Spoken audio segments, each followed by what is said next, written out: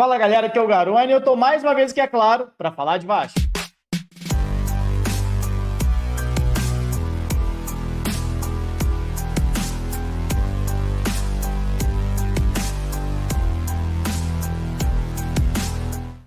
O Vasco estreou nessa quarta-feira com um empate em 3-3 com o Melgar pela Copa Sul-Americana. A gente analisou a partida aqui logo depois do nosso tradicional pós-jogo ao vivo, mas agora a gente vai analisar os gols do jogo e que dizem muito sobre o que foi a atuação ruim do Vasco na partida. 3 gols que saíram de maneira muito parecida, cruzamento para dentro da área, mas muito mais do que falhas no jogo aéreo, o Vasco mostrou ao longo de toda a partida, e por isso cedeu mais de 60 cruzamentos, dificuldade muito grande de pressão na bola, e é isso que a gente vai conferir aqui na análise dos gols.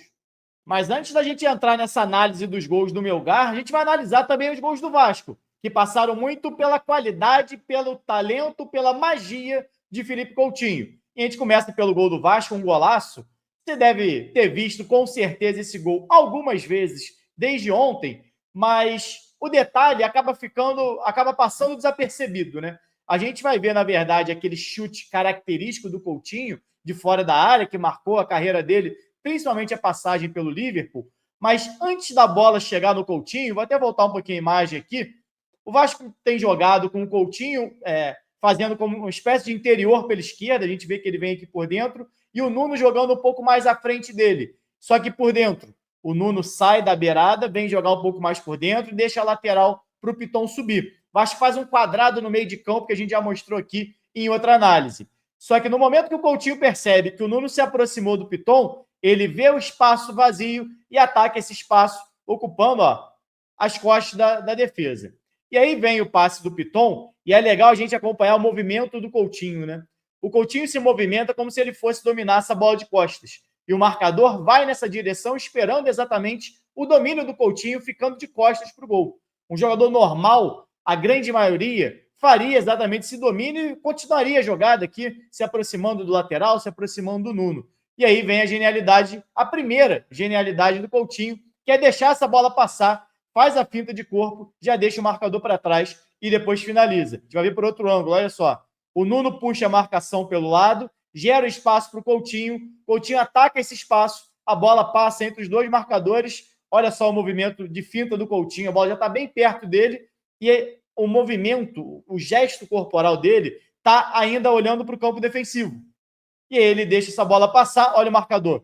Como é que tem que mudar de direção? O Coutinho já girou, o marcador fica totalmente torto na jogada, o Coutinho puxa para a perna direita e marca um golaço. Segundo gol do Vasco, mais uma vez a participação direta do Coutinho. E aí eu marquei o Verratti lá em cima, exatamente porque a gente falou dele essa semana. Eu fiz um vídeo mais curto lá no Instagram, aliás, me segue lá, @blog do Garone, subi aqui no Shorts também do YouTube, subi no TikTok, só para procurar o que você acha. Que eu falo exatamente da movimentação do Verratti. O Verratti constantemente ele busca as costas do marcador, exatamente para o marcador ficar sempre na dúvida de onde ele está. Porque quando essa bola está do lado oposto, o marcador precisa olhar para a bola para saber para onde que ela vai, quando que ela vai sair, e ele tem que se preocupar também com o jogador que ele está marcando, no caso o Verratti. Se o Verratti está nas costas dele, ele não consegue, no mesmo campo de visão, acompanhar a bola e marcador. E é isso que o Verratti faz mais uma vez. Ele se afasta da marcação, o marcador perde a referência dele, olha o marcador como é que passou direto. Parece que nem sabe que o Verratti está nas costas dele. Ganha o espaço, e aí a bola chega no Coutinho, ao espaço gerado ali para o Verratti. Coutinho, com a genialidade toda dele, vai meter uma trivelinha, Verratti com o campo, com a visão toda aberta, consegue fazer mais um gol. E aí começam os erros defensivos do Vasco. Começam não, que aconteceram diversas vezes, mas acontece o primeiro gol do Melgar já próximo ali do fim da primeira etapa, né? Já do meio para frente. Olha quantos jogadores do Vasco dentro da área. 1, 2, 3, 4, 5, 6, 7, 8, além do Léo Jardim, ou seja, 8 jogadores de linha. Aliás, 9. 1, 2, 3, 4, 5, 6, 7, 8, 9 jogadores. Praticamente todo o time do Vasco dentro da área. E só 2 jogadores do Melgar dentro da área. Ou seja, tinham 9 jogadores do Vasco para marcar apenas 2 jogadores do Melgar. O que isso significa?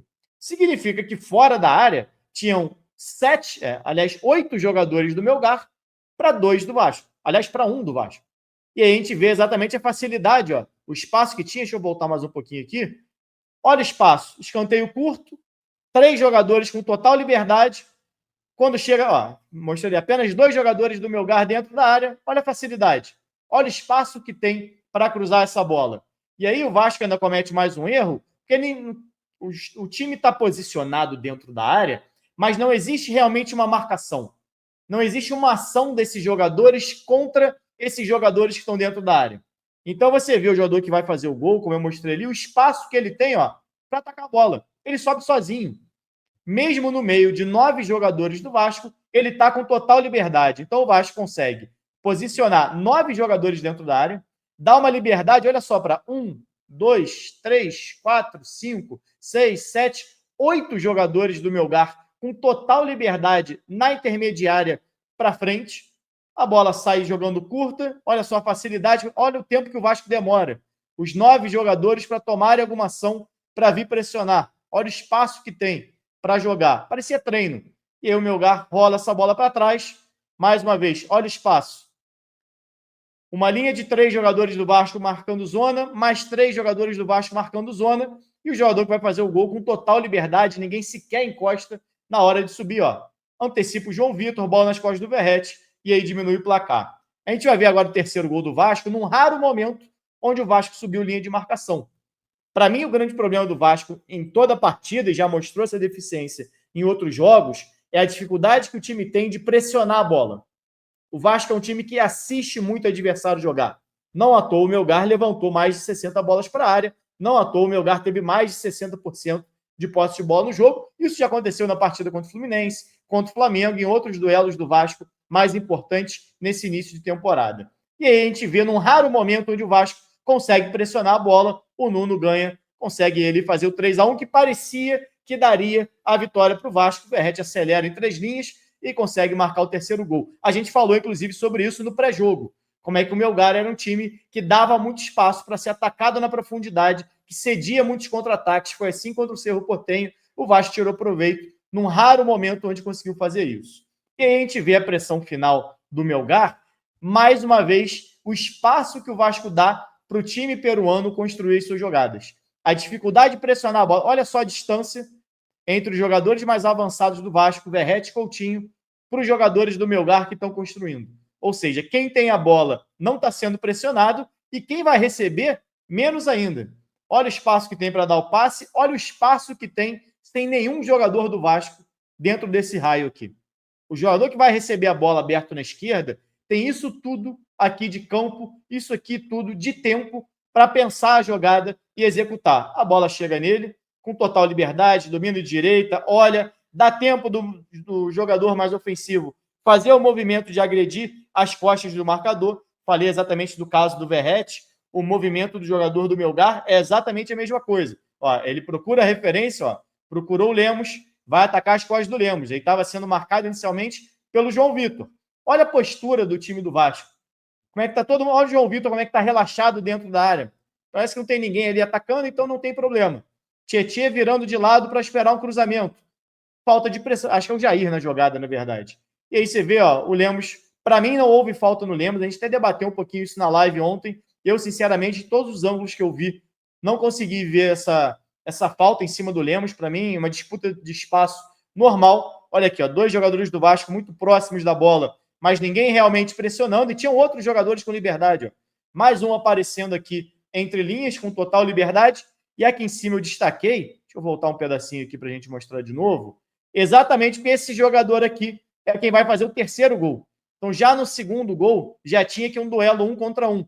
Você vê que o Vasco, mesmo criando uma superioridade, não consegue botar 2 jogadores próximos de quem está realmente agredindo. Né? Então, o Vasco tem uma superioridade, mas com muito espaço. O Vasco, repetindo aqui o que eu já falei, se posiciona, mas não agride. Não marca. Marcar é uma ação. Não é só você estar lá.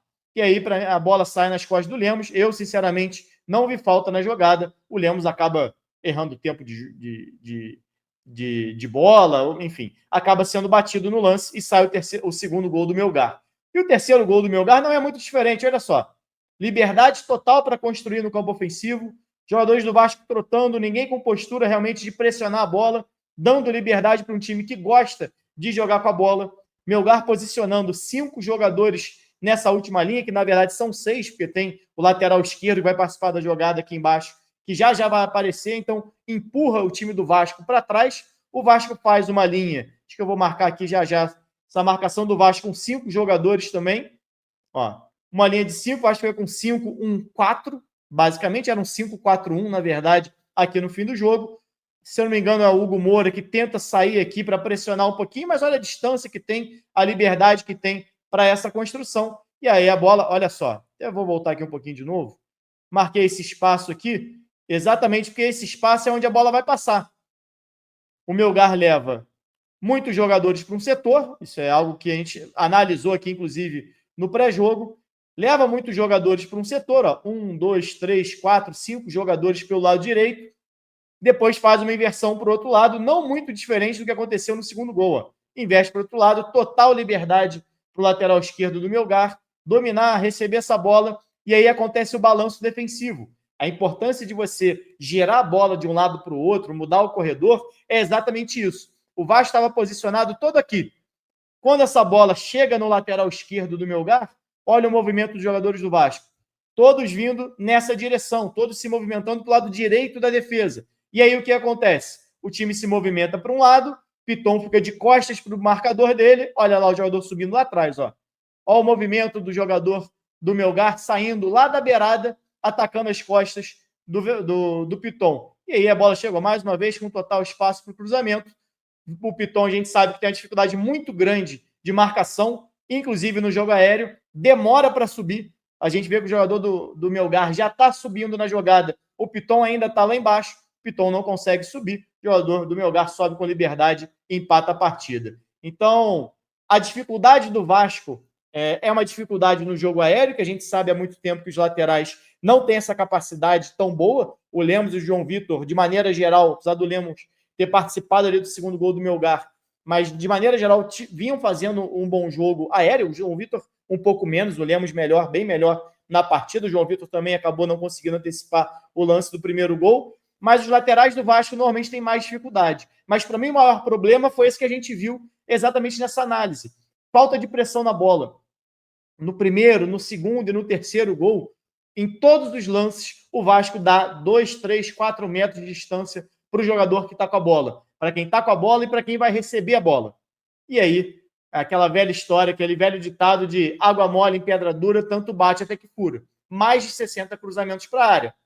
Em algum momento, essa bola ia entrar, e entraram 3 vezes, exatamente, com liberdade para cruzar, mesmo marcado dentro da área, ou próximo dentro da área, ou mal marcado em alguns momentos, acabou sofrendo 3 gols que não poderia ter sofrido. Mas a gente vê, inclusive, que no momento onde tentou pressionar um pouquinho, foi o momento onde o Vasco conseguiu fazer o terceiro gol. No momento onde conseguiu ter a posse de bola, ou tentou ter a posse de bola, foi onde fez o primeiro e o segundo gol. Faltou repetir isso, não por 90 minutos, mas pelo menos mais algumas vezes. O Vasco só deu 3 finalizações em gol. Exatamente os 3 gols marcados. Já o Melgar jogou os 90 minutos, teve um volume muito maior e mereceu os 3 gols pela fragilidade defensiva do Vasco.